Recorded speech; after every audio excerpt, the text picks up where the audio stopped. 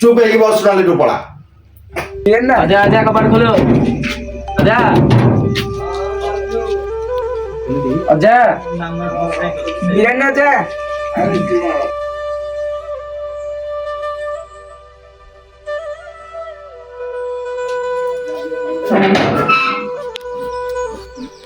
अरे समस्त कुआडे आसीछ आज आम टे भागवत शुणा आप भागवत शुण आज कौन एमती तुम मन एत भावगत हो भागवत शुण हौ ताले आस आज्ञा समस्त बस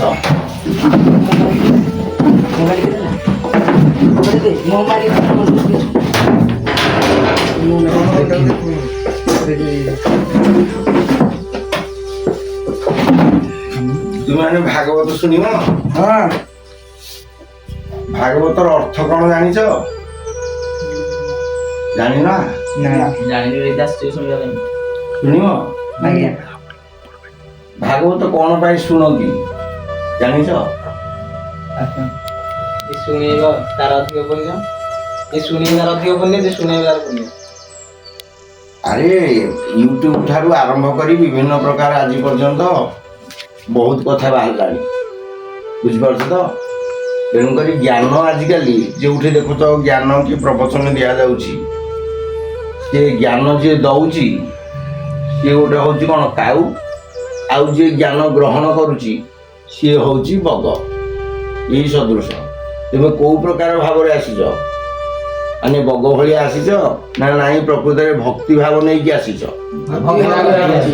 भक्ति भाव रे ताले एटा को तो कहंती भागवत भागवतर अर्थ भक्त आउ भगवान ये दुई कथा जोठी मिसी जाए ताहा नाम भागवत बुझिपार तो तेणुक भागवत आउ भगवान भगवान को कथा जो लिखित होता है से शास्त्र ना हूँ भागवत जहा हूँ तो मन भगवान गोटे भल कथा सृष्टि कर आज भागवत शुणापी इच्छा प्रकाश कर पूर्वर ये भागवत उपरे टिके आम हिंट्स दबा आरंभ करवा आज भगवान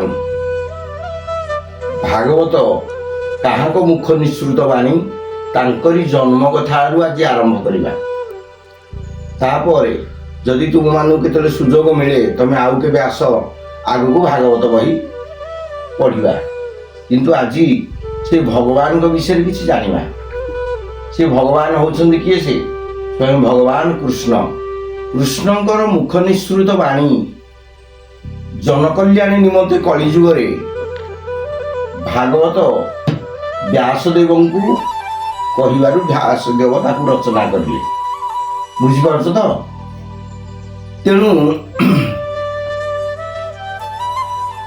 अर्थयं ब्रह्मसूत्राणां सर्वोपनिषदामपि गायत्राभ्यास्य रूपो सौ श्रीमद्भागवताभिधा सर्व वेदेतिहासानां सारं सारं समुद्भूतं स तु संश्रावयामास महाराजं परीक्षितम् महाराजा परीक्षितं को सुनाइबा उद्देश्य रे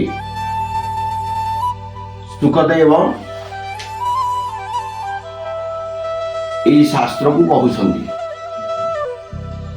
प्रथम आरंभ परीक्षित ठारू परीक्षित प्रश्न करिछंती एवं सुखदेव कहउछंती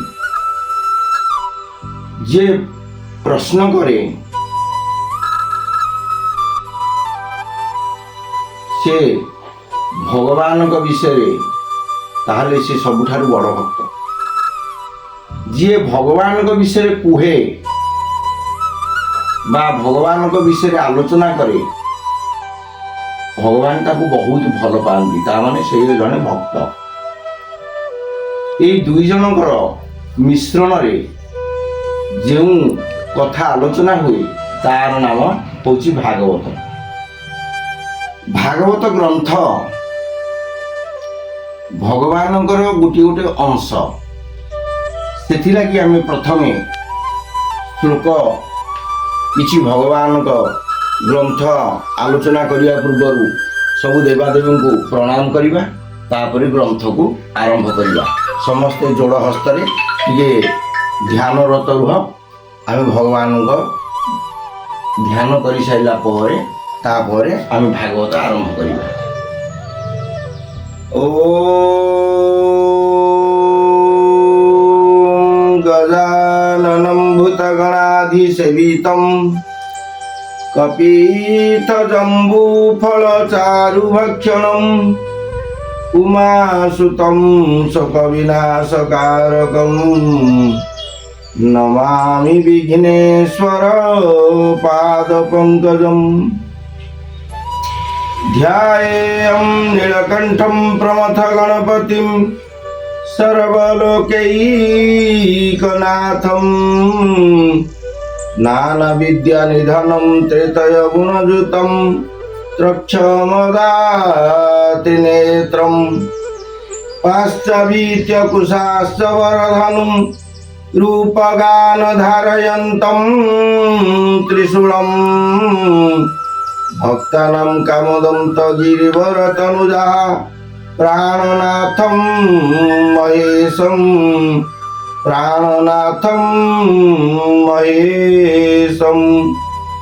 अयि नन्दतनुज किङ्करं पतितं मां विषमेवं बुधौ कृपया तव पादपङ्कजस्थितः धूलिः सदृशः विचिन्तय नयनं गलदश्रुधारया वदनं गद्गदहृदया गिरः पुलर्कै निश्चितं वपुः कदा तव नाम ग्रहणे भविष्यति कदा तव नाम ग्रहणे भविष्यति। ओम गुरु ब्रह्मा गुरु विष्णु गुरुर्देव महेश्वर गुरुरेव परम ब्रह्म तस्मै श्री गुरवे नमः तस्मै श्री गुरवे नमः। ब्रह्मानंदं परम सुखदं केवलं ज्ञानमूर्तिं द्वन्द्वातीतं गगनसदृशं तत्त्वमस्यादिलक्ष्यम् एकं नित्यं विमलमचलं सर्वधी साक्षीभूतं भावातीतं त्रिगुणरहितं सद्गुरुं तं नमामि सद्गुरुं तं नमामि। नारायणं नमस्कृतं नरं चैव नरोत्तमं देवीं सरस्वती व्यासं ततो जयमुदीरयते ततो जयमुदीरयते। मुखं करोति वाचालं पङ्गुलङ्घयते गिरि यत्कृपातमहं वन्दे परमानंद माधवम परमानंद माधवम। भगवानकर नाम जी निये जे श्रवण करे जे भगवान को पाखरे भक्ति करे एही माने जदि पंगु होई थांती से गिरी की लंघन करि पारंती जदि मुक होई थाए से मध्य बहु शास्त्र गान भी करिपारे। खाली तुम्हें माने यही श्रवण करी जड़े पंडित जड़े भल मनीष न हो पार बोली किसी माने ना, कारण भगवान पाखरे समस्ते ही समान। पशु पक्षी कीट पतंग ठारू वृक्ष लता ठारू आरंभ करी प्रत्येक जीव माने भगवत प्राप्ति होइछंती भगवान को नाम को धरी। ये जो भागवत श्रवण करने तुम मैंने आसीच यही भागवत हूँ ଦ୍ୱାଦଶ ସ୍କନ୍ଦ ଅର୍ଥାତ୍ 12 ସ୍କନ୍ଦ। ପ୍ରତ୍ୟେକ ସ୍କନ୍ଦ ଭଗବାନଙ୍କର ଗୋଟିଏ ଗୋଟିଏ ଅଙ୍ଗ। ତେଣୁ ବ୍ୟାସଦେବ ଯେତେବେଳେ ରଚନା କରିବା ପାଇଁ ବିଭିନ୍ନ ଶାସ୍ତ୍ର ଲେଖିବା ପାଇଁ ବାଉଳି ଚାଉଳି ହୁଅନ୍ତି, ମୁଁ କ'ଣ ଲେଖିବି, ଯାଇକି ଭଗବାନ ବିଷ୍ଣୁଙ୍କୁ ସ୍ମରଣ କଲେ। କହିଲେ ପ୍ରଭୁ ମୁଁ କ'ଣ କିଛି ଲେଖିବାକୁ ଚାହୁଁଛି। ଭଗବାନ କହିଲେ ତମେ କ'ଣ ଏମିତି ଲେଖିବ କି? ନା ମୁଁ କିଛି ଲେଖିବା ପାଇଁ ଚାହୁଁଛି, ବେକାରଟାରେ ବସିବାକୁ ମୋତେ ଭଲ ଲାଗୁନି। ନା ତାହେଲେ କିଛି ଜନକଲ୍ୟାଣ ପାଇଁ ତୁମେ ଗୋଟେ ଗ୍ରନ୍ଥ ଲେଖ। ନା ମୁଁ ତ ଲେଖିଛି ମହାଭାରତ, ମୁଁ ତ କେତେ ଶାସ୍ତ୍ର ଲେଖିଛି। ନା ନାଇଁ, ତୁମେ ଏମିତି ଗୋଟିଏ ଶାସ୍ତ୍ର ଲେଖ ଯେଉଁ ଶାସ୍ତ୍ରରେ ମୋରି କଥା ଥିବ, ସମସ୍ତେ ଶୁଣିପାରିବେ, ଏବଂ ଯେଉଁ ଶାସ୍ତ୍ରକୁ ପଢ଼ିଲେ ଶୁଣିଲେ ଏବଂ ମନନ କଲେ ସେ ନିଶ୍ଚିନ୍ତ ଭାବରେ ଏଇ ଜଗତରୁ ହିଁ ତ୍ରାହି ପାଇଯିବ ଏବଂ ମୁକ୍ତି ମଧ୍ୟ ପାଇଯିବ। ସେହିପରି ଗୋଟିଏ ଶାସ୍ତ୍ର ମୋତେ କୁହନ୍ତୁ। ଭଗବାନଙ୍କର ଏଇ ଦ୍ୱାଦଶ ସ୍କନ୍ଦ ବିଶିଷ୍ଟ ଅର୍ଥାତ 12 ସ୍କନ୍ଦ, 12 ସ୍କନ୍ଦରେ ନିର୍ମିତ ଏଇ ଯେଉଁ ଶାସ୍ତ୍ର ଭଗବାନଙ୍କର ଗୋଟିଏ ଗୋଟିଏ ଅଙ୍ଗ। ସେ କ'ଣ? ସେ କହିଲେ ପାଦৌ ତୁ ପ୍ରଥମ ସ୍କନ୍ଦ, ଦ୍ୱିତୀୟ ଜାନୁନି ସ୍ମୃତ, ତୃତୀୟ ସଥିନି, ଚତୁର୍ଥ କଟିରୁଚ୍ୟତେ, ନାଭିಂ ତୁ ପଞ୍ଚମଂ ବିଦ୍ୟାତ୍, ହୃଦୟଂ ଷଷ୍ಠୈରିତ, সপ্তমস্তু পুরঃ প্রোক্ত, মষ্টমঃ কণ্ঠ উচ্যতে, স্কন্ধৌ তু নবমঃ স্কন্ধ, দশম মুখরিমারিতম, কর্ণাক্ষী নাসিকাযুক্তম, সর্বার্থ পরিপূরিতম, একাদশ স্তুতমাঙ্কম, দ্বাদশ ব্রহ্মরন্ধ্রকম, এবং ভাগবতম শাস্ত্রম বিষ্ণুমূর্তি প্রকীর্তিতম। বুঝিপাইল? এই দ্বাদশ স্কন্ধ ভগবানଙ୍କର ଗୋଟିଏ ଗୋଟିଏ ଅଙ୍ଗ। ଯେତେବେଳେ କଳିଯୁଗ ପ୍ରବେଶ କଲା, ଭକ୍ତି ଦେବୀଙ୍କର ଦୁଇଟି ପୁତ୍ର ଜ୍ଞାନ ଆଉ ବୈରାଗ୍ୟ। ବୁଝିପାରୁଛ ପିଲେ? ଭକ୍ତି ଦେବୀଙ୍କର ଦୁଇଟି ପୁତ୍ର ହେଇଥିଲେ, ସେ ଜ୍ଞାନ ଆଉ ବୈରାଗ୍ୟ। ଏଇ କଳିଯୁଗର ପ୍ରକୋପରେ ସେମାନେ ଧୀରେ ଧୀରେ ରୁଗ୍ଣ ହେଇଗଲେ। ଦେଖ, ଗାଁ ଗଣ୍ଡାରେ ଯଦି କେହି ଭଦ୍ର ବ୍ୟକ୍ତି ଥାଆନ୍ତି, କେହି ପଣ୍ଡିତ ବ୍ୟକ୍ତି ଥାଆନ୍ତି, କିମ୍ବା କେହି ଜ୍ଞାନୀ ବିବେକୀ ଏମିତି ବ୍ୟକ୍ତି ଥାଆନ୍ତି, ତାଙ୍କ ଜ୍ଞାନ ଧୀରେ ଧୀରେ ଲୋପ ପାଇଯାଉଛି। ମୂର୍ଖମାନେ ଆଉ ଯେଉଁମାନେ ପର ଘର ଭାଙ୍ଗନ୍ତି, ଯେଉଁମାନେ ନାସ୍ତିକ, ସେମାନେ କଥା ବହୁତ କୁହନ୍ତି ଏବଂ ଏମାନଙ୍କୁ ମୁକ କରି ଦେଲେଣି। କଳିଯୁଗର ଏହି ପ୍ରଭାବ ଦେଖି ଭକ୍ତି ଦେବୀ ରୋଗଗ୍ରସ୍ତ ହେଇଗଲେ, ଚଳପ୍ରଚଳ କଲେ ନାହିଁ। ଜଣେ ମଣିଷ ଚଳପ୍ରଚଳ ନହେଲେ କ'ଣ ହେଇଯାଏ? ରୋଗ ହେଇଯାଏ। ତାଙ୍କର ପୁତ୍ର ଦୁଇ ଭକ୍ତି ଆଉ ଗୋଟିଏ ପୁଅର ନାମ କ'ଣ? ବୈରାଗ୍ୟ। ଭକ୍ତିର ଅର୍ଥ କ'ଣ ଜାଣିଛ ପିଲେ? ଭଗବାନଙ୍କୁ ଯିଏ ଭକ୍ତି କରେ, କେବଳ ତାହାର ହିଁ ଭଗବାନଙ୍କ ପ୍ରତି ଧ୍ୟାନ ରଖିବା, ତାକୁ କହନ୍ତି ଭକ୍ତି। ବୈରାଗ୍ୟର ଅର୍ଥ କ'ଣ ଜାଣିଛ? ଜାଣିଛ ନା ଜାଣିନ? ବିରାଗ, କୌଣସି ମନ ଭିତରେ ଯାହାର ରାଗ ନାହିଁ, କୌଣସି ଖରାପ କଥାକୁ ଯିଏ ଗ୍ରହଣ କରେ ନାହିଁ, ତାର ନାମ ହଉଛି ବୈରାଗ୍ୟ। ଏ ଚୁପ ହେଇକି ବସ, ନହେଲେ ତୁ ପଳା। ଜ୍ଞାନ କହିଲା ବେଳେ ଯେଉଁମାନେ ଇତସ୍ତତ ହୁଅନ୍ତି ସେମାନେ ସର୍ପ ତୁଲ୍ୟ ହେଇଯାଆନ୍ତି। ଅନ୍ୟ ଜଣଙ୍କୁ ଡିଷ୍ଟର୍ବ କରୁଛୁ, ତୁ ପଳା ଆଗକୁ।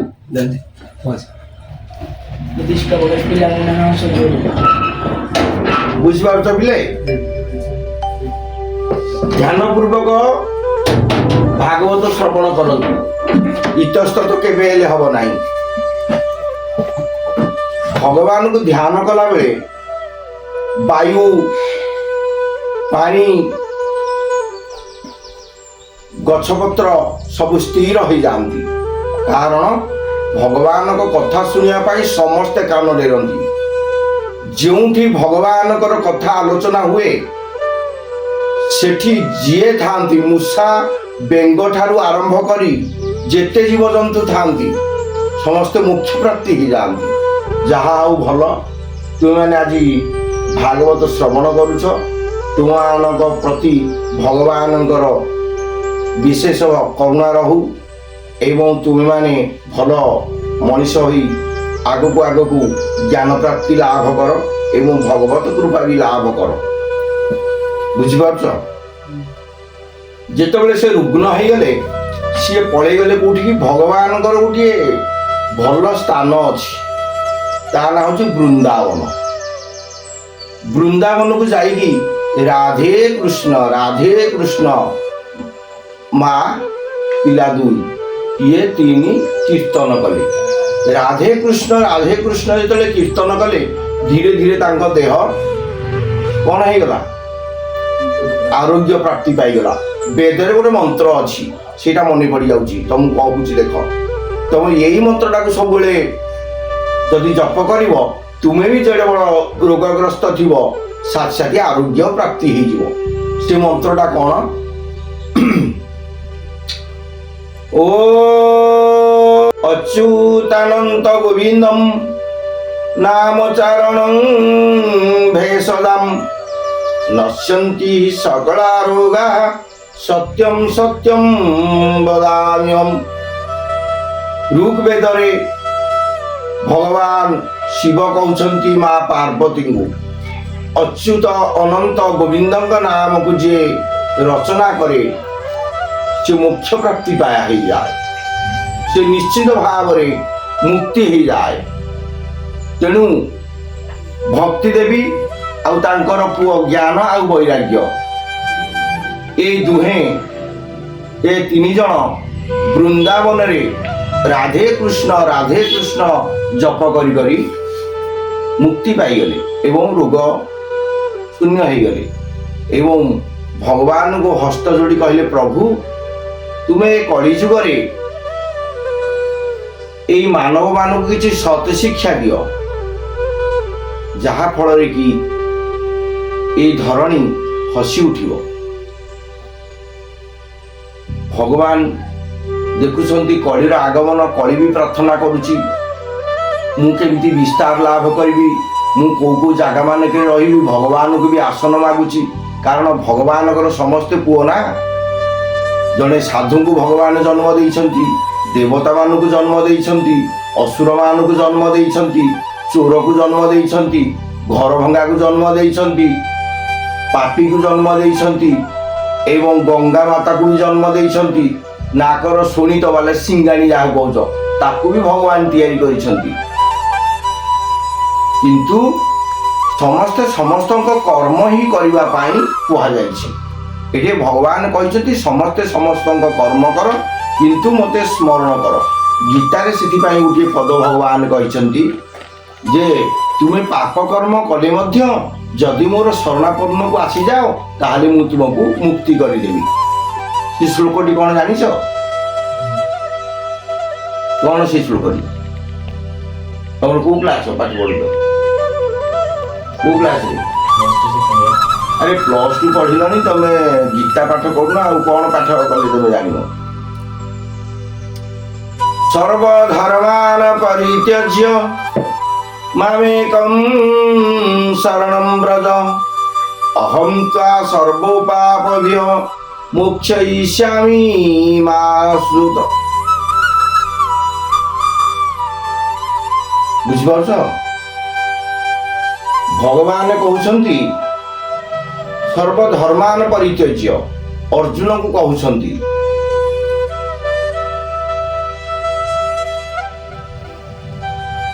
ଅଧ୍ୟାୟ 66ତମ ଶ୍ଲୋକରେ ଯେ ତୁମେ ଯଦି କିଛି ଅକର୍ମ ବି କରିଛ, କିଛି ଅକର୍ମ କରିବାକୁ ଯାଉଛ, ଯଦି ମୋର ଶରଣାପନ୍ନ ତୁମେ ହେଇଯାଅ ତାହେଲେ ନିଶ୍ଚିତ ଭାବରେ ତୁମେ ମୁକ୍ତି ପାଇଯିବ। ତେଣୁକରି ତୁମେ ଭଗବତ ଶ୍ରବଣ କରିବାରେ ଯେତିକି ତୁମର ଆଗ୍ରହତା ଅଛି, କିନ୍ତୁ ଥରେ ଭଗବାନଙ୍କର ଶରଣାପନ୍ନ ହେଇଯା, ଦେଖିବ ତୁମେ ନିଶ୍ଚିନ୍ତ ଭାବରେ ମୁକ୍ତି ପାଇଯିବ। ପଦ୍ମ ପୁରାଣରେ ଏହି ଗ୍ରନ୍ଥର ମାହାତ୍ମ୍ୟ ବହୁତ ବର୍ଣ୍ଣନା କରାଯାଇଛି। କଳିଯୁଗର ପ୍ରଭାବରେ ଭକ୍ତି ଦେବୀ ଯେଉଁ ପୁତ୍ର ଦୁଇଟିକୁ ପାଇଥିଲେ, ସେ ଯାଇ ଭଗବାନଙ୍କ ନାମ ରଚନା କଲେ। ତାପରେ ଆମେ ଭାଗବତ ଶ୍ରବଣ କରିବା ପୂର୍ବରୁ ଭାଗବତର ଅର୍ଥ କ'ଣ ପିଲାମାନେ ତୁମେ ଜାଣିଛ?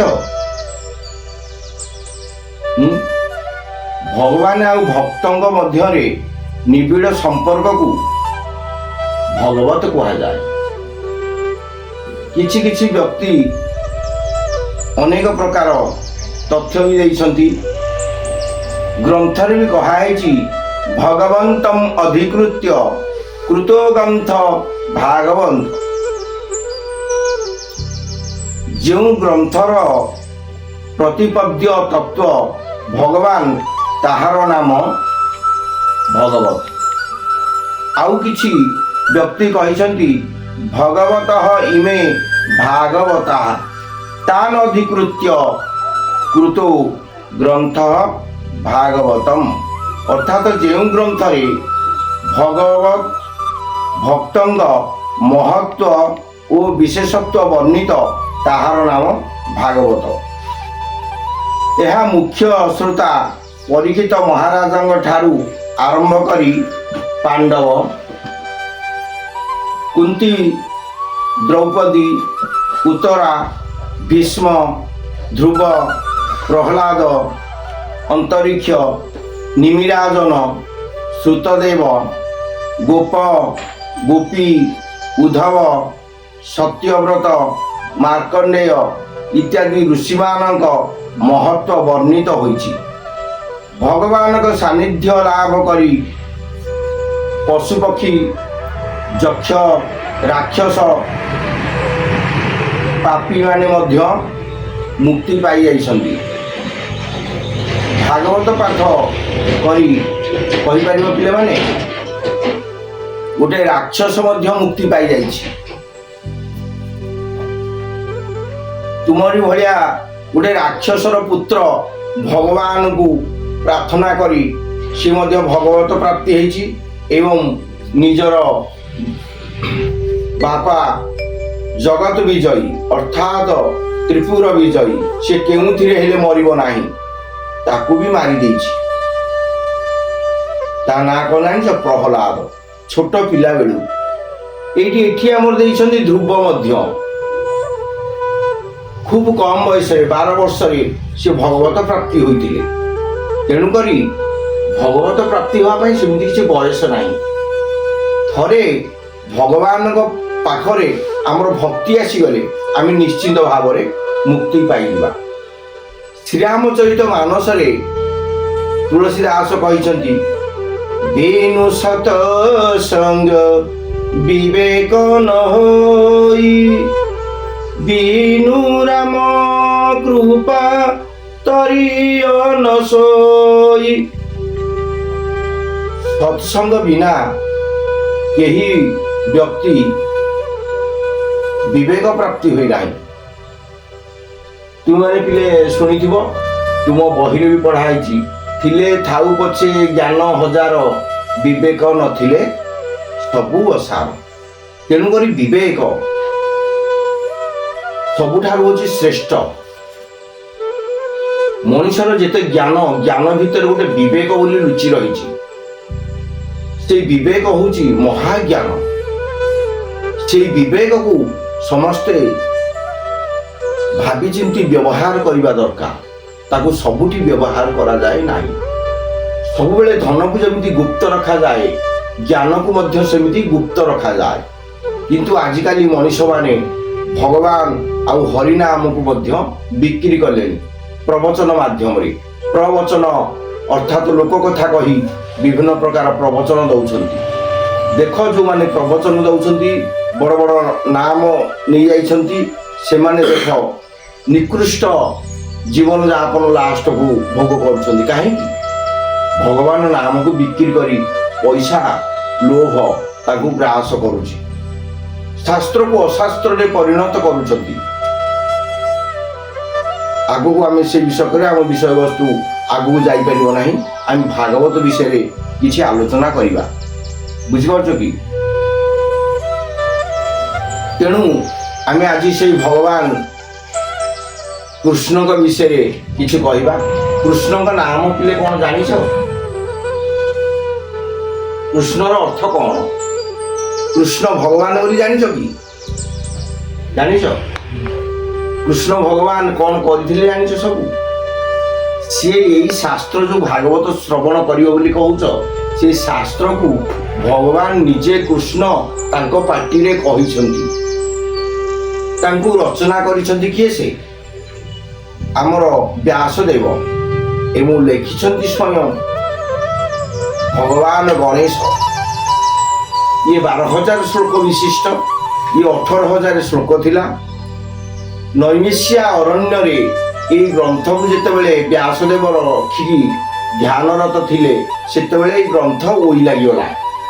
ଓଇ ଲାଗି ଯିବାରୁ 6,000 ଶ୍ଲୋକ ଓଇ ଖାଇଦେଲେ, ଆଉ 12,000 ଶ୍ଲୋକ ରହିଲା।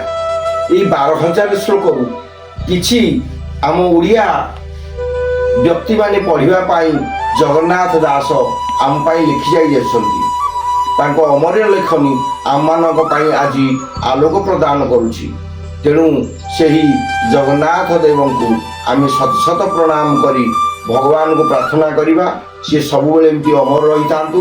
ତାଙ୍କ ଭାଗବତ ସବୁ ଜାଗାରେ, ସବୁ ପୀଠରେ, ଦେବସ୍ଥାନରେ, ମାଙ୍ଗଳିକ କାମରେ ଗାନ କରାଯାଉ।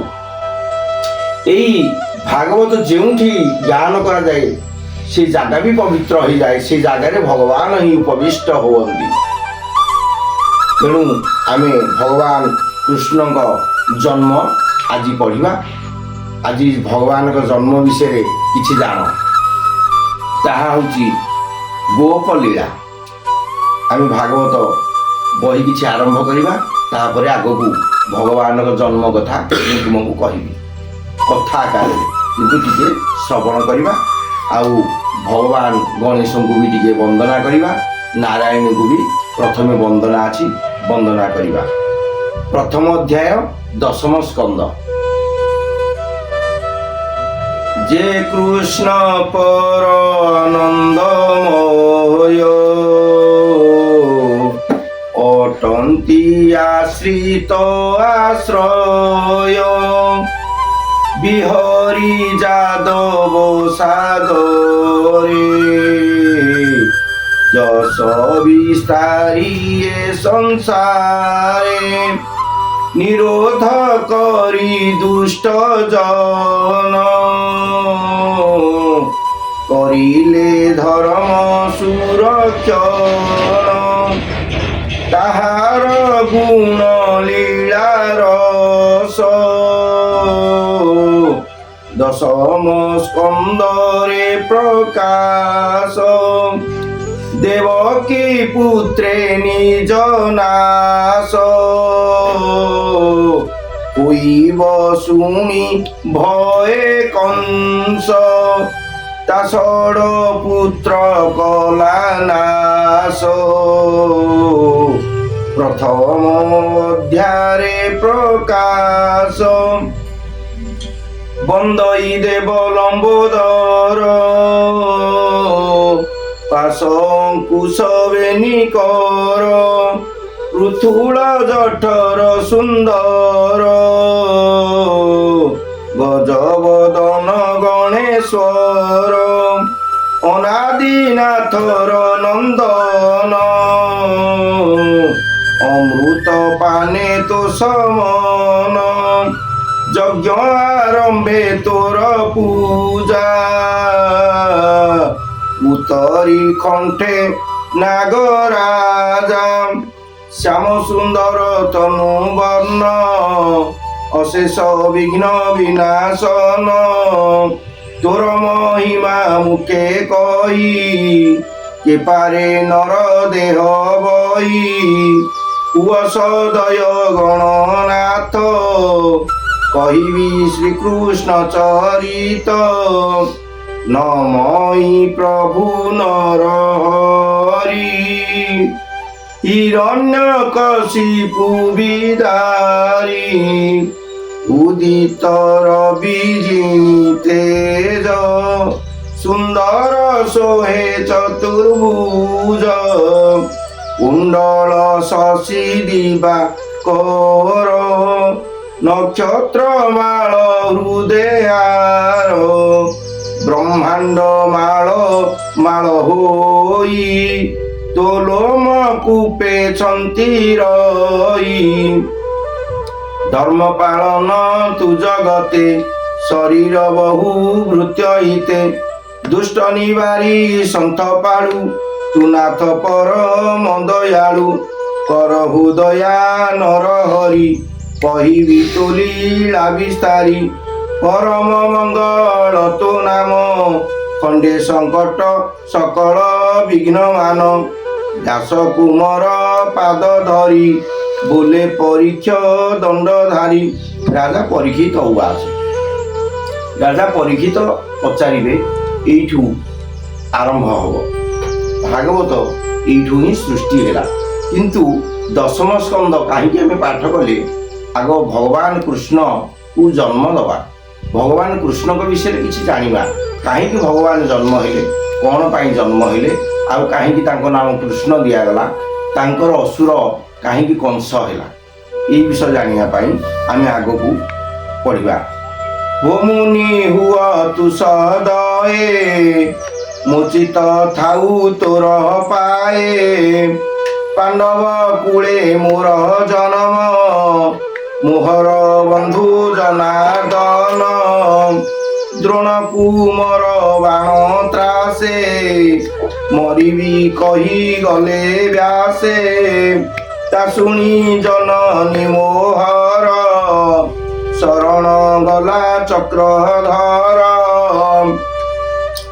गर्भे पड़िला शिवाण मोते रखिले नारायण तेणु कृष्णर मो शरीर जिणिला सेवक मु तार तार चरित कर्णे शुणी तरी विभव तरंगिणी श्रीकृष्ण लीलार चरित मुख पद्मरु तोर च्युत श्रुति जुगले पान करी हेले तरी विभव वारी सुतंग को कहउछंती सुकमुनि को पचारुछंती परीक्षित महाराज जो जन्म हेले जन्मर आम सब पिले नामकरण गोटे दौचे भागवत करुचे किए पोष्टी काटुची विभिन्न प्रकार व्यासदेव को पाखक जाकि पहुँची गले कहले व्यासदेव आम गोटे पुओटे जन्म होती आउ तुम्हें टे देख सी कोठी जो देखिले सी कहले जे ये हूँ कौन ये जो गोटे बाण रे मर द्रोण कुमार द्रोण पुओ नाम कौन द्रोण गुरु तांको पुओ हूँ अश्वत्थमा का बाण रे ये मर तेणुक माँ बापा सब विष्णुंकर आश्रय ने जितेबले द्रोण बाण मारी महाभारत युद्ध कथा से भगवान रखिंट क्या परीक्षित महाराजा से परीक्षित महाराजा विषय जेहेतु प्रथम आरंभ हम तेणुक कृष्ण आ परीक्षित आंक विषय न जाने आम जाना कौन से आम दशम स्कंद टी हिंस दवा आग को आम प्रथम स्कंद रु परवर्ती कार्यक्रम आरंभ करवा जितेबले तुम प्रश्न कर भगवान कहते सुकम उवाच भगवान कहते श्रोतावकता जे विचारी एतिनी जने हे जानती तरी श्रोता वक्ता आउ जे प्रश्न पचारती प्रश्नदाता ये तीन जन तरी जाती जहा हो भल कथा तुम्हें आज प्रश्न पचारिच भगवान को कथा शुणापी आसीच तुम्हें निश्चित भाव में भल ज्ञान प्राप्त हम भगवान को मुझे प्रार्थना करी आग को तुम्हें शुणापी बहुत चेष्टा कर जितेबले असुर कंस जन्म है कहा घरे जन्म है जानिच पिले जानिच कंस विषय किसी जानिच ना जानिन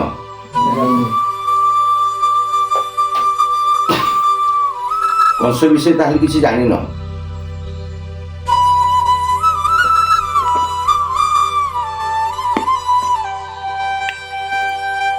ଶ୍ରୀ ଜଗନ୍ନାଥ ମହାପ୍ରଭୁ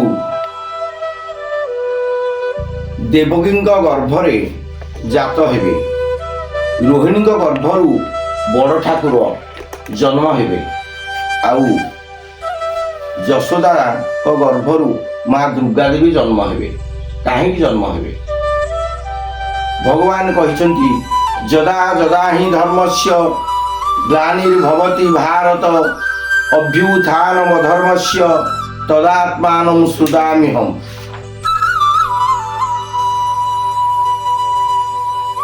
ଭୋଜ ବଂଶରେ ଜଣେ ପ୍ରତାପୀ ରାଜା ଥିଲେ। ତାଙ୍କ ନାମ ହେଉଛି ସୁରସେନ। ସେ ପୂର୍ବେ ମଥୁରାପୁରରେ ଥିଲେ ଏବଂ ସବୁ ରାଜ୍ୟକୁ ଜିଣି ସେ ଗୋଟେ ମଧୁପୁରୀ ନାମ ଦେଲେ। ସୁରସେନଙ୍କର ଦୁଇଟି ପୁତ୍ର ଥିଲେ, ଜଣେ ଉଗ୍ରସେନ ଆଉ ଜଣେ ଦେବକ। ଉଗ୍ରସେନଙ୍କର ପୁତ୍ର କଂସ ଆଉ କନ୍ୟା ହେଲେ ଦେବକୀ। ବୁଝିପାରୁଛ କି? କଂସ ତପସ୍ୟା ବଳରେ ପୃଥିବୀ ଥରହର କଲା। ମା ଧରଣୀ ଦେବୀ ସବୁ ସହିପାରେ, ଦୁଷ୍ଟମାନଙ୍କର ପଦାଘାତ ସହିପାରେ ନାହିଁ। ତେଣୁକରି ସେ ରକ୍ତବାନ୍ତି କରିବାକୁ ଲାଗିଲା। ତେଣୁକରି ସେ ଯାଇ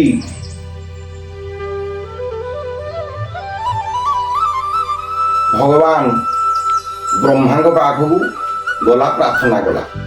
କହିଲା ହେ ବ୍ରହ୍ମଦେବ, ତୁମେ ମୋତେ ତିଆରି କରିଛ, ଏଇ ବ୍ରହ୍ମାଣ୍ଡ ତିଆରି କରିଛ ଏବଂ ସମସ୍ତଙ୍କୁ ମୋ ଉପରେ ତିଆରି କଲ। ମୁଁ ସମସ୍ତଙ୍କ ଭାର ସହିଗଲି, କିନ୍ତୁ ଏଇ ଯେଉଁ ଦୁଷ୍ଟ ରାକ୍ଷସକୁ ଜନ୍ମ ଦେଇଛ କଂସ, ତାର ପଦାଘାତ ମୁଁ ସହିପାରୁନାହିଁ। ମୁଁ ସବୁଦିନ ରକ୍ତବାନ୍ତି କରୁଛି। ମୁଁ ମୋ ଦେହ ତ୍ୟାଗ କରିବି। ଦୟାକରି ମୋତେ ଏତିକି ଦୟା କରନ୍ତୁ। ବ୍ରହ୍ମା ଦୌଡ଼ିଲେ ଶିବଙ୍କ ପାଖକୁ। କହିଲେ ହେ ଶଙ୍କର ଭଗବାନ, ଆମେ ବ୍ରହ୍ମାଣ୍ଡକୁ ତିଆରି କଲେ, ସୃଷ୍ଟିକି ତିଆରି କଲେ। ସୃଷ୍ଟି ଦେବୀ ଏବେ ବର୍ତ୍ତମାନ କହୁଛନ୍ତି ଯେ ମୁଁ ଏଇ ସହ୍ୟ କରିପାରୁନି, ଆମେ କ'ଣ କରିବା? ସେ କହିଲେ ଚାଲ ଯିବା, ଆମେ ବିଷ୍ଣୁଙ୍କୁ ପଚାରିବା, ସିଏ ହେଲେ କ'ଣ କହିବେ। ସେ ଚାଲିଲେ ବିଷ୍ଣୁଙ୍କ ପାଖକୁ। ଭଗବାନ ନାରାୟଣ ଅନନ୍ତ ଶଯ୍ୟାରେ ଶୋଇଛନ୍ତି।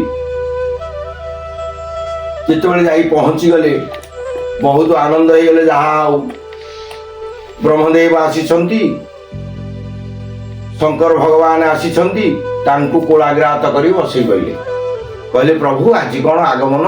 ବହୁତ ଖୁସି ଲାଗୁଛି। ନା ନାଇଁ, ଆମେ ବଡ଼ ଦୁଃଖରେ ପଡ଼ିଛୁ। ନା କ'ଣ ଦୁଃଖ ରହିଲା? ନା ଯେଉଁ ସୃଷ୍ଟିକି ତିଆରି କଲୁ, ବର୍ତ୍ତମାନ ସୃଷ୍ଟି ଦେବୀ ଧରିତ୍ରୀ ଧରଣୀ ବର୍ତ୍ତମାନ ଶୋକାତୁର ହୋଇ ଆମ ପାଖକୁ ଆସୁଛି।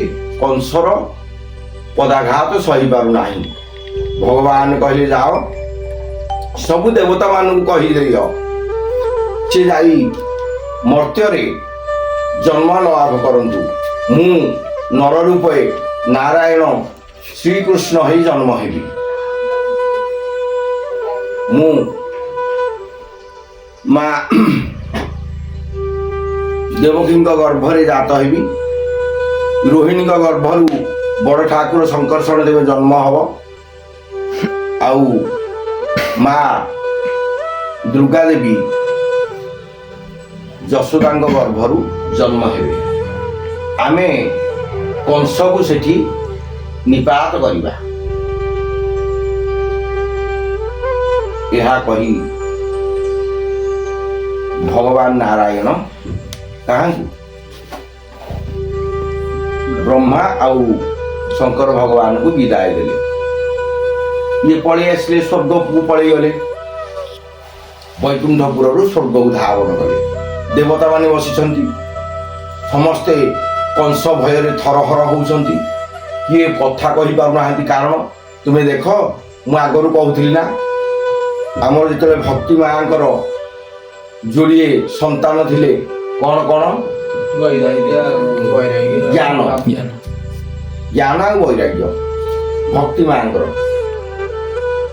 ସିଏ ଦୁଷ୍ଟମାନଙ୍କ କଳିର ପ୍ରକୋପରେ ଯେମିତି ତାଙ୍କ ଦେହରେ ଜ୍ୱର ଆସି ଯାଇଥିଲା, ସେମିତି ଦେବତା ମାନେ କଂସ ଭୟରେ ସବୁ ଥରହର ହଉଛନ୍ତି, ଥରୁଛନ୍ତି। କେମିତି? କଦଳୀ ଗଛ ପବନରେ ଯେମିତି ଥରେ। ଶଙ୍କର ଭଗବାନ ଆଉ ବ୍ରହ୍ମଦେବ ଯାଇ ପହଞ୍ଚିଗଲେ। କହିଲେ ଆରେ ଦେବତା ମାନେ ତମେ କଣ ଏମିତି ଥରୁଛ? ନା କଂସ ଭୟ, କଂସ ଭୟ। ନା କଂସର ଭୟ? କାହିଁକି ଏମିତି କଂସକୁ ଭୟ କରୁଛ? ନା କଂସ ଥରହର କଲାଣି, ଆମମାନଙ୍କୁ ସବୁ ନିପାତ କରିବ।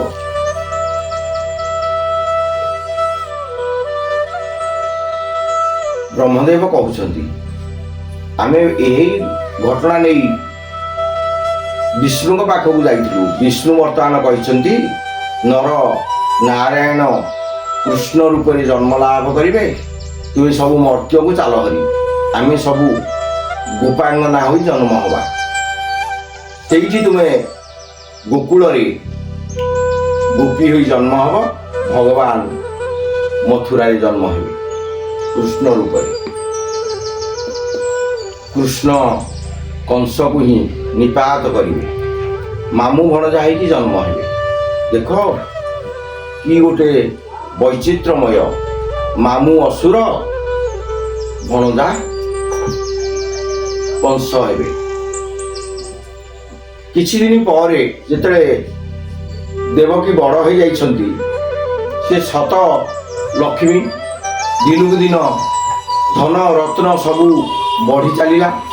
ତାଙ୍କ ବୟସ ଯେତେବେଳେ ବଢ଼ି ଚାଲିଲା, ସେ ବିବାହ ପାଇଁ ବଢ଼ିଲେ କାହାକୁ? ବସୁଦେବଙ୍କୁ। ବସୁଦେବଙ୍କୁ ଯେତେବେଳେ ବିବାହ ହୋଇ ଯାଉଛନ୍ତି, ଭାଇ କଂସ ରଥ ବାହିକି ନେଲା। ଯେତେବେଳେ ପିଲେ ମାନେ ଦେଖିଛ ବାହାଘର ହେଲେ ଭାଇ ଭଉଣୀ ଘରକୁ ଛାଡ଼ିଯାଏ, ଦେଖିଛ ନା ଦେଖିନ? ଦେଖୁଛ? ସେମିତି ବହୁତ ଖୁସିରେ ସେ ଭାଇ ଭଉଣୀକି ଯାଉଛି ବାଟରେ ଛାଡ଼ିବା ପାଇଁ। କିଛି ଦୂର ଯିବା ପରେ ଆକାଶବାଣୀ ହେଲା, କଂସ କଂସ କଂସ, ତୁ ଯାହାକୁ ନେଇକି ଯାଉଛୁ ଭଉଣୀ ବୋଲି ଭାବି ତାର ଅଷ୍ଟମ ଗର୍ଭରୁ ଯେଉଁ ସନ୍ତାନ ଜନ୍ମ ହେବ, ତୋର ବିନାଶର କାରଣ। କଂସ ଚମକି ପଡ଼ିଲା। ଚମକି ପଡ଼ି ରଥରୁ ଡେଇଁ ପଡ଼ି ଦେବକୀଙ୍କର ବାଳକୁ ଧରି ଘୋଷାରି ନେଇ ଆସିଲା। କହିଲା ମୂଳୁ ମାଇଲେ ଜୀବ ସରି, ଦେବଙ୍କ ସଙ୍ଗେ କିମ୍ପା କରି। ଦେବକୀ ସିନା ବଞ୍ଚିଲେ, ତା ଗର୍ଭରୁ ଯେଉଁ ସନ୍ତାନ ଜନ୍ମ ହେବ ମତେ ସେ ମାରିବ, ଦେବକୀକୁ ମୁଁ ମାରିଦେବି। ପୁଣି ବିଚାର କରୁଛି, ମୁଁ ଜଣେ ରାଜା, ମୁଁ ଯଦି ଗୋଟେ ନାରୀକୁ ମାରିଦେବି ଅପଯଶ କୀର୍ତ୍ତି ଲାଭ କରିବି। ଶାସ୍ତ୍ରରେ ଅଛି ଯେ ନାରୀ ଗର୍ଭିଣୀ ଶିଶୁ ବଧ, ବଧର ମଧ୍ୟେ ଏ ପ୍ରମାଦ। ନାରୀକୁ ମାରିବା, ଗର୍ଭଣୀକୁ ମାରିବା, ଶୟନଗତକୁ ମାରିବା, ଅସ୍ତ୍ରବିହୀନ ଏମାନଙ୍କୁ ମାରନ୍ତିନି। ଯିଏ ଶତ୍ରୁକୁ ଦେଖିକି ପଳାୟନ୍ତକ ଏମାନଙ୍କୁ ମାରିବା, ଏଇମାନଙ୍କୁ ଯିଏ ମାରନ୍ତି ସେମାନେ ଜୀବନ ଥାଉ ବି ମରନ୍ତି। ତେଣୁକରି କେତେବେଳେ କିଏ ଶୋଇଥିବା ବ୍ୟକ୍ତିକୁ ମାରିବ ନାହିଁ, ଶୋଇଥିବା ବ୍ୟକ୍ତିକୁ ଉଠିବ ନାହିଁ। ତମେ ଶାସ୍ତ୍ର ଖାଲି ଶୁଣନି, କିଛି କିଛି ଗ୍ରହଣ କର। କୌଣସି ପୁରୁଷ ହେଇକି ନାରୀକି ବି ମାରିବା ମନା।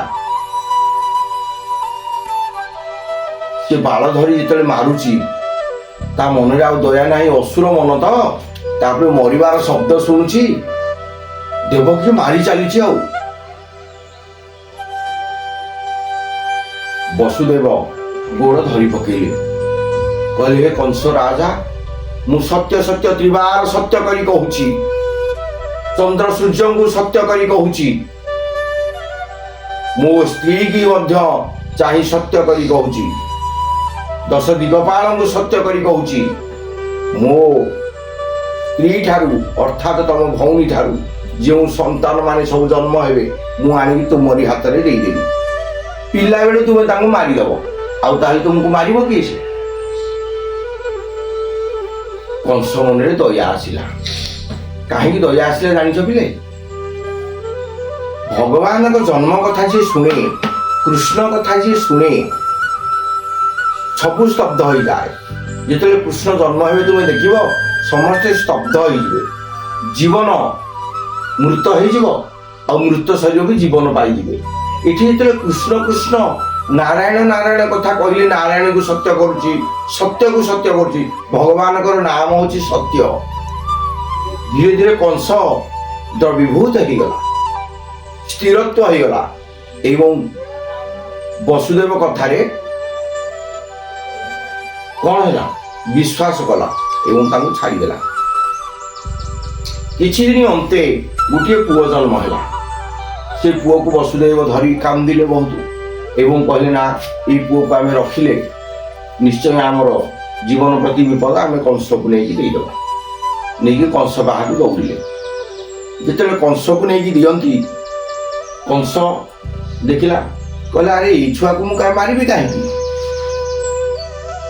ମୋର ତ ଅଷ୍ଟମ ସନ୍ତାନ ଦରକାର। ସେଥିପାଇଁ ସିଏ ସନ୍ତାନଟାକୁ ବସୁଦେବଙ୍କ ହାତକୁ ଦେଇଦେଲା। କହିଲା ବସୁଦେବ, ତୁମେ ବର୍ତ୍ତମାନ ତମ ସନ୍ତାନକୁ ନେଇକି ଯା, ସବୁ ସନ୍ତାନକୁ ଆଣିକି ମୋତେ ଦେଖେଇବ, କିନ୍ତୁ ଅଷ୍ଟମ ସନ୍ତାନକୁ ମୁଁ ମାରିବି, ଆକୁ ମାରିବା କିଛି ମୋର ଲାଭ ନାହିଁ। ବହୁତ ଖୁସି ହେଇଗଲେ। କିଏ ସେ? ବସୁଦେବ। ଘରକୁ ନେଇକି ଆସିଲେ। ଦେବର୍ଷି ନାରଦ ସେଇ ସମୟରେ ଆସିକି ପହଞ୍ଚିଗଲେ। ବିଚାର କଲେ, ଯଦି ଏ ଅସୁରର କିଛି ପାପ ନ ବଳିବ ତାହେଲେ ଭଗବାନ ଅତି ଦୟାଳୁ।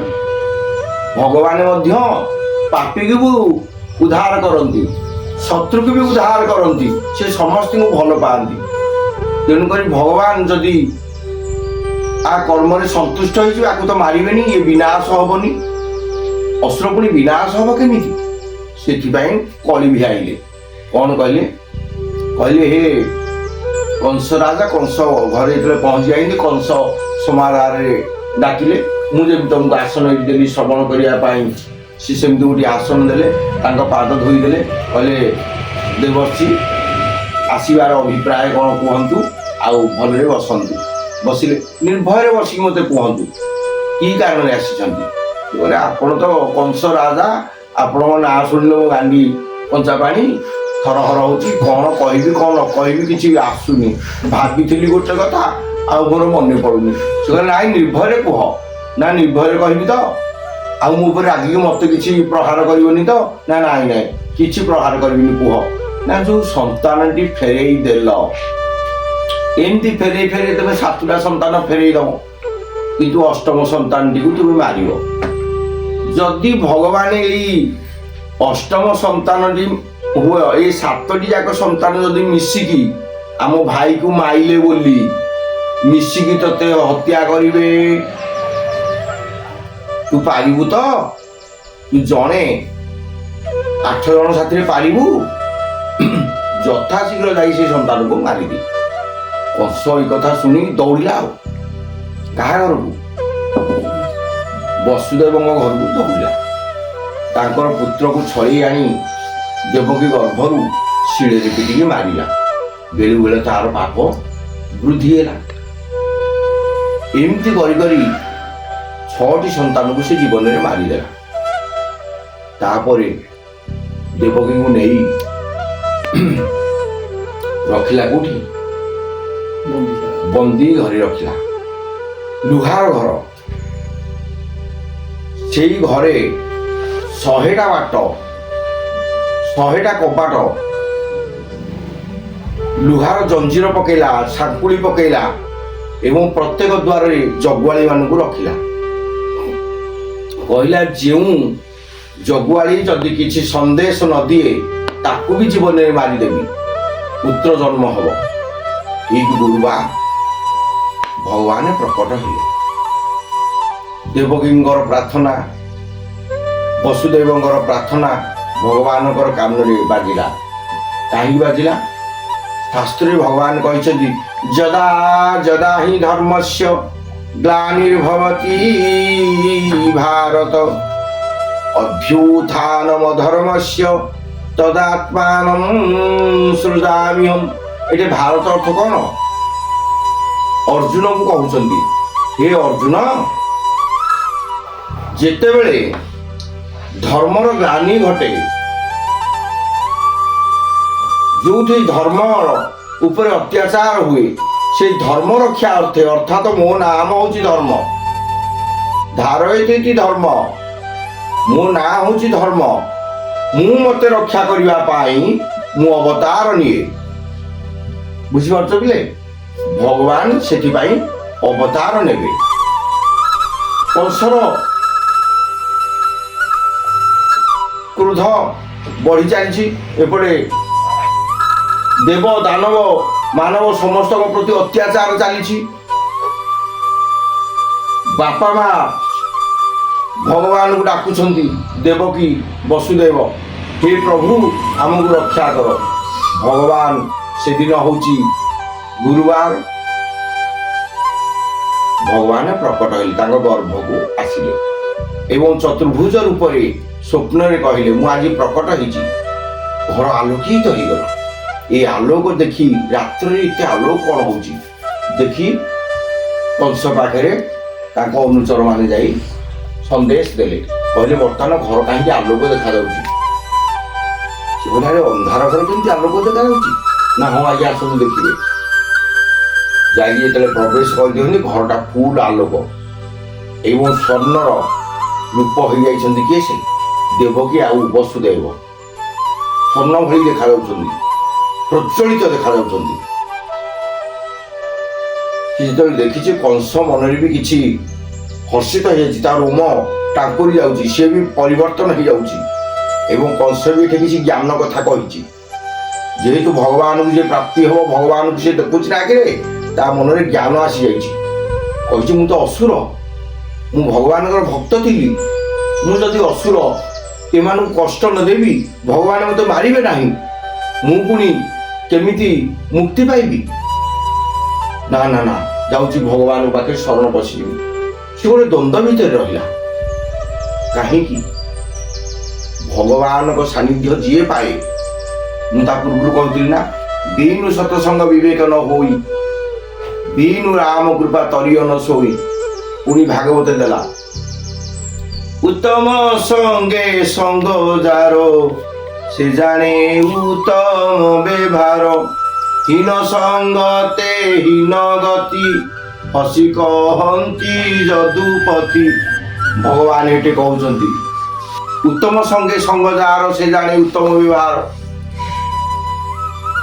ହୀନ ସଙ୍ଗତେ ହୀନ ଗତି ପୁଣି ତାର ହୀନ ବୁଦ୍ଧି ବିଚାର କରୁଛି ହୀନ ବୁଦ୍ଧି ବିଚାର କଲା ବେଳେ ଭାବୁଛି ମୁଁ ମାରିଦେବି ତାଙ୍କୁ ଜୀବନରେ ଭଲ କଥା ଚିନ୍ତା କଲା ବେଳେ କହୁଛି ମୁଁ ତାଙ୍କୁ ଯାଉଛି ଫିଟେଇ ଦେବି ଏମିତି ଦ୍ୱନ୍ଦ୍ୱ ଭିତରେ ରହି ସେ ସେମାନଙ୍କୁ ଆହୁରି କଟକଣା କରିଦେଲା କହିଲା ଏ ପିଲା ଆଜିଠାରୁ ପ୍ରକଟ ହଉଛି ମତେ ମାରିବ ଏ ଘର ଆଲୋକିତ ହେଲାଣି ଏ ଘର ସ୍ୱର୍ଣ୍ଣମୟ ହେଇଗଲାଣି ତୁମେ ମାନେ ଭଲ ଭାବେ ପ୍ରହରା ଦିଅ କଂସ ବିଶ୍ରାମ ନେବାକୁ ଗଲା କୋଉ ବିଶ୍ରାମ ନଉଛି ଭୟରେ ଦେହ ଥରହର ଯେ ବାଳକ ଜନ୍ମ ହବାର ସମୟ ଆସିଗଲାଣି ସେ ବାଳକ ଜନ୍ମ ହବ ମତେ ନିଶ୍ଚୟ ବିନାଶ କରିବ ତା ଦେହରେ ତାତି ଆସିଯାଏ ଦେଖିବ ପିଲେ ଯଦି ତୁମେ ମାନେ ବାଟରେ ଯାଉଥିବା ସମୟରେ କିଏ ତମକୁ ଗୋଟେ ଚୋର ଜଗିଲା କିମ୍ବା ତସ୍କର ଜଗିଲା ତୁମର ସବୁ ବଳ ବୁଦ୍ଧି ଜ୍ଞାନ ସବୁ ହଜିଯାଏ ସେ ଯେଡ଼େ ବଡ଼ ବଳୁଆ ହେଇଥାଉ ନା କାହିଁକି ତା ମନ ଭିତରେ ଭୟ ଆସିଯାଏ କମ୍ପ ଆସିଯାଏ କଂସ ସମସ୍ତଙ୍କୁ ଡରୁଥିଲା ବର୍ତ୍ତମାନ ସାଧାରଣ ଗୋଟେ ଛୋଟ ପିଲାକୁ ଡରିଲାଣି ଯୋଉ ପିଲା କି କଥା କହି ଶିଖିନି ସେ ଜନ୍ମ ହେଇନି ଜନ୍ମ ନ ହେଇକି ସେ ଭୟ କଲାଣି ତାମାନେ ଜନ୍ମ ହେଲେ କେଡ଼େ ବଡ଼ ଭୟ ନ କରିବ ତେଣୁକରି ଭୟ ସବୁବେଳେ କ'ଣ ହୁଏ ଜୀବକୁ ଦୁର୍ବଳ କରି ପକାଏ ଭୟ ମଣିଷକୁ ଦୁର୍ବଳ କରି ପକାଏ ରାଗ ମଣିଷକୁ ଏଇଠୁ ଶିକ୍ଷା ତୁମେ କ'ଣ ପାଇଲ ମଣିଷକୁ ରାଗ ପତିତ କରାଏ ସେ ରାଗି ସମସ୍ତଙ୍କୁ କଷ୍ଟ ଦଉଥିଲା ପରକୁ କଷ୍ଟ ଦେଲେ କ'ଣ ହୁଏ ନିଜର ପତନ ଘଟିବ ଯେଉଁମାନେ ଗାଁ ଗଣ୍ଡାରେ ପରକୁ ଦୁଃଖ ଦଉଛନ୍ତି କଷ୍ଟ ଦଉଛନ୍ତି ସେଇମାନେ ହିଁ ହେଲେ କଂସ କ ଅକ୍ଷରରୁ କଂସ କ ଅକ୍ଷର ଥିବା ବ୍ୟକ୍ତି ଯଦି ନାମ କ ଅକ୍ଷର ଥିବ ଗ୍ରାମ ଗଣ୍ଡାରେ ସିଏ ସାଧୁ ସନ୍ଥ ଜ୍ଞାନୀ ଭଦ୍ର ଲୋକମାନଙ୍କୁ ଅଭଦ୍ର ଭାଷାରେ ଗାଳି ଗୁଲଜ କରେ ସେଇ ହଉଛି ହିଁ କଂସ କ कर्षति योगिनाम मनासीति इति कृष्ण योगी ऋषि माने भयालु व्यक्ति माने जार किछि आश्रय नाही जाहाकू भजन कीर्तन करंती तारी नाम होची कृष्ण। आज से कृष्ण जन्म हेबे भय भीतर अछंती देवकी आउ वसुदेव जंजीर भीतर देख से भगवान कर केते हंत संत जीवन गोटे जेल खाना भीतर जन्म हेबे बापा माँ को जंजीर पड़ी भगवान शब्द कले मु आज ही जन्म हेबी रोहिणी नक्षत्र से दिन सोमवार पड़ीथिला अष्टमी तिथि रात्र द्विपहर माने 12टा बेल भगवान जन्म हेले जेतेबेले जन्म हेले माँ को गर्भ कष्ट है मु आज जन्म हेबी माँ आश्चर्य स्वर्णमय रूप से जन्म हेले स्वयं भगवान कृष्ण विष्णु रूप से चारि हाथ शंख चक्र गदा पद्म सब धारण करी स्वर्ण वस्त्र स्वर्ण अलंकार सूर्य कोटि तेज छोट पिला ही जन्म ही ना आज पृथ्वीर भार लोप पाइला माँ धरणी हसी उठिला आकाशरू पुष्पवृष्टि जेते जगुआली थिले जीवित कौन है गले सबु मृत ही गले मृत लुहा जंजीर कौन है जीवन पाइला नमस्कार कला कला धन्य हो गली प्रभु तुमर बापा माँ को मु बंदी करी धन्य हो गली मते प्रभु मुक्ति दे दियो से गोटे असुर थिला ताकू आनी कंस बांधी थिला बुझिपारछ कि क अक्षर अर्थ कौन जानी पाइल कंस कृष्ण राम रावण सेहीपरि मन भितरे जो राग थाए जो क्रोध थाए जो अहंकार थाए जो गर्व थाए तारी नाम होची कंस आउ जो भक्ति रु जागृत हुए निर्भय जो भाव सृष्टि हुए भगवान पाखरे प्रेम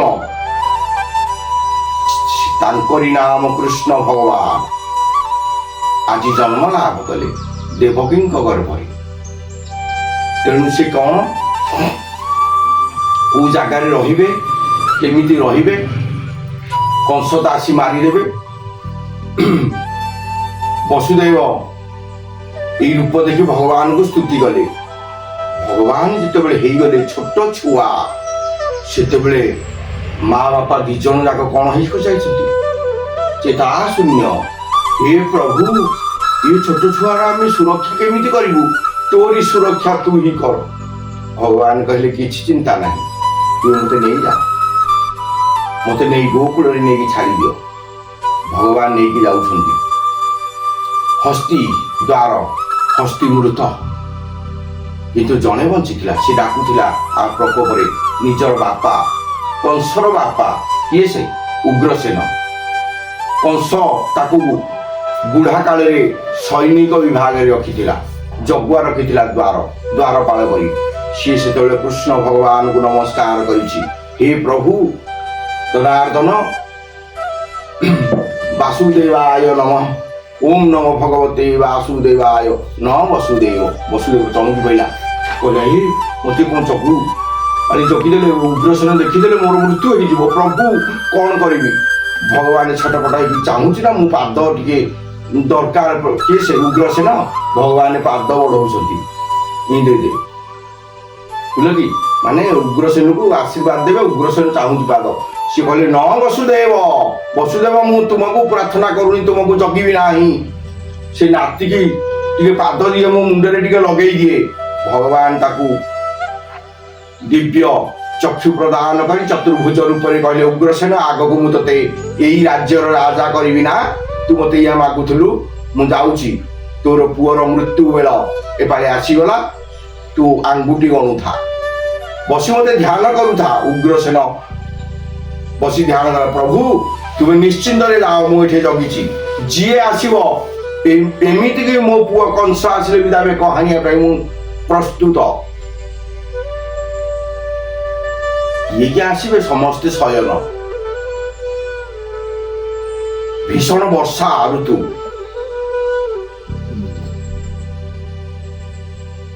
ବର୍ଷାରେ ନଈ ଦୁଇ କୂଳ ଖାଇକି ଯାଉଛି। ଯମୁନା ନଈ। ଯମୁନା କିଏ ଜାଣିଛ? ଯମର ଭଉଣୀ, ସୂର୍ଯ୍ୟଙ୍କର କନ୍ୟା। ସିଏ ଅନେଇ ବସିଛି ପ୍ରଭୁଙ୍କର ପାଦ କେମିତି ଧୋଇଦେବି। ଆମେ ସମସ୍ତେ କହୁଛେ ଯମୁନା ହେଦିନ ବଢି ଚାଲିଛି। ନା, ସିଏ କଣ୍ଠାଗ୍ରତ ହେଲା କାହାର? ବସୁଦେବର। ବସୁଦେବ ଥରହର, ମା ମୁଁ ବୁଡ଼ିଯିବି, ମା କଣ କରିବି? ହେ ପ୍ରଭୁ ମତେ ରକ୍ଷା କର, ହେ ଦେବଗଣ ମତେ ରକ୍ଷା କର, ମୋ ପୁଅ ବୁଡ଼ିଯିବ, ମୁଁ କଣ କରିବି? କଣ କରିବି? ବିକଳରେ ଭଗବାନଙ୍କୁ ନାରାୟଣଙ୍କୁ ଡାକୁଛି, ନାରାୟଣ ତୁମକୁ ତୁମେ ରକ୍ଷା କର। ଭଗବାନ ଯେମିତି ପାଦ ଲଗେଇ ଦେଇଛନ୍ତି ଜଳରେ, ତାଙ୍କ ପାଦ ଧୋଇ ଦେଇଛି କିଏ? ଯମୁନା। ସେ ଦୁଇ ଫାଳ ହେଇଯାଇଛି ଏବଂ ଶୁଖିଲାରେ ଯାହା ନାମ ଧରିଲେ ରାସ୍ତା ଘାଟ ସବୁ ବି ଛାଡ଼ିଯାଏ। ଯାହା ନାମକୁ ଧରିଲେ, ମୁଁ ଆଗରୁ କହୁଥିଲି, ମୁକ ବାଚାଳ ହେଇଯାଏ, ପଙ୍ଗୁ ଲଙ୍ଘ ଗିରିଯାଏ, ଗିରିକି ମାନେ ପର୍ବତକୁ ଚଢ଼ିଯାଏ। ଆଜି ସେ ଭଗବାନଙ୍କର ଜନ୍ମ, ଯାଇକି ସେ ନନ୍ଦପୁରରେ ଖିଲାଦୟା କରିବେ। ଆମେ ଏଇଠିକି ବାଣିକୁ ଭଦ୍ରକ। ରାତି ବହୁତ ହେଇଗଲାଣି, ତମେମାନେ ଟିକେ ହାଲିଆ ଅଳସ ହେଇଥିଲ, ଭୋଜି ଖାଇକି ମଧ୍ୟ ଆସିଛ, ଟିକେ ଅଳସୁଆ ହେଇଯାଇଛ। ଏତିକିରେ ଆମେ ଭଗବାନଙ୍କୁ ବିଶ୍ରାମ ଦେବା। ନନ୍ଦ କୂଳରେ ରହିକି ନନ୍ଦଠି କ୍ଷୀର ପାନ କରି ସେଠି ଖିଳାଲୀଳା କରି ତାଙ୍କ ସମୟ ବିତେଇକି ବଡ଼ ହୁଅନ୍ତୁ। ଆଗକୁ ଆମେ ତାଙ୍କ ଲୀଳା ଆରମ୍ଭ କରିବା। ଭାଗବତ ପ୍ରଥମରୁ ଆରମ୍ଭ କରିବା। କିନ୍ତୁ ଭଗବତ ଆଉ ଭଗବତ ଗ୍ରନ୍ଥ ଆଉ ଭଗବତ ଗ୍ରନ୍ଥ କାହା ଲାଗି ଆଜି ଆମେ ଶୁଣିପାରୁଛେ, ପଢ଼ିପାରୁଛେ? ସେ ମୁନିଙ୍କର ନାମ ଜାଣିପାରିଲ ତ? ବୋଲେ ସୁଖଦେବ। ଏବଂ ଆରମ୍ଭ କରିଥିଲେ କିଏ? ସେଆକୁ ତାଙ୍କ ନାଁ କଣ ଶୁଣୁଥିଲ ପ୍ରାୟ? କିଏ ସେ? ପରୀକ୍ଷିତ ମହାରାଜା। ସେ ରାଜା ହେଇକି ମଧ୍ୟ ତାଙ୍କ ମନରେ ଗର୍ବ ନଥିଲା। ସେ ଶ୍ରବଣ କରିବାକୁ ଆଗ୍ରହତା ଥିଲା। ଆଜିକାଲି ଯଦି ଗାଁ ଗଣ୍ଡାରେ କାହାର ଟିକେ ସମ୍ପତ୍ତି ହେଇଗଲା, କାହା ପୁଅ ଚାକିରି କରିଦେଲା, କାହା ପୁଅ ଟିକେ କେରଳ ଯାଇକି କିଛି ପଇସା ଆଣିକି କୋଠା ବାଡ଼ି କରିଦେଲା, ତା ଗର୍ବ କହିଲେ ନ ସରେ। 5-10 ମାଣେ ବିଲ କିଣିଦେଲା, ତା ଗର୍ବ କହିଲେ ନ ସରେ। କିନ୍ତୁ ରାଜା ମହାରାଜା ମାନେ ନମ୍ର ଥିଲେ। ସେମାନେ ସାଧୁସନ୍ଥକୁ ସମ୍ମାନ ଦେଇ ସାଧୁସନ୍ଥକୁ ଘରକୁ ଆଣିକି ପୂଜା କରି ତାଙ୍କ ପାଦ ଧୌତ କରୁଥିଲେ ଏବଂ ଭାଗବତ ଶ୍ରବଣ କରୁଥିଲେ। ଆଜିକାଲି ଭାଗବତ ଶ୍ରବଣ କରିବେ କଣ?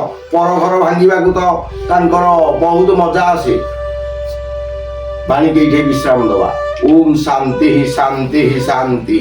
କାୟେନ ବାଚା ମନସନ୍ଦେବା ବୁଦ୍ଧ୍ୟାତ୍ମନା ବା ପ୍ରକୃତି ସ୍ୱଭାବାତ୍ କରୋମି ଯଜ୍ଜତ୍ ସଙ୍ଗଳମ୍ ପରସ୍मै ନାରାୟଣାୟତି ସମର୍ପୟାମି।